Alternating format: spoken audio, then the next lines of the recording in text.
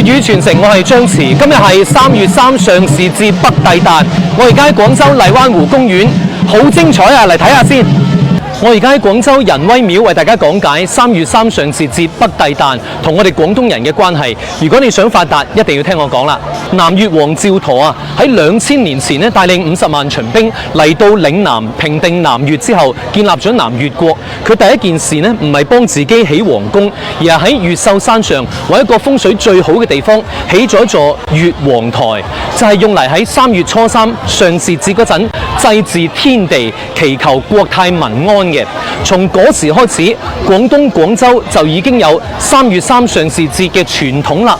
歷史上最中意上市節嘅人就係王羲之，佢就喺東晉時期3月初3上市節嗰日，因為飲咗酒啊，佢才情大發，於是喐手寫咗天下第一行書《蘭亭序》。而家《蘭亭序》仲瞓喺唐太宗李世民枕頭下邊。上市節要做乜嘢呢？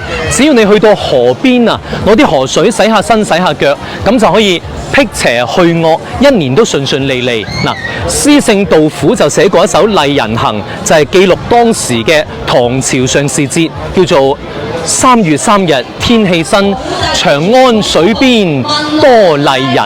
啲麗人呢，就喺河邊沖涼啦。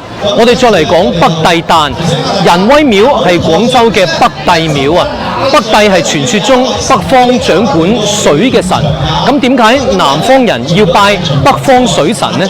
咁啊，因為喺宋朝時期啊，因為中原地區戰亂不息，所以好多中原地區人士呢，佢哋就移居嚟咗嶺南地區，就將北方人拜北帝嘅傳統帶咗過嚟。廣東省有西江、北江、東江、韓江匯入珠江，通入大海，所以水路貿易運輸非常發達，所以廣東人以水為財，一定要拜水神北帝啦。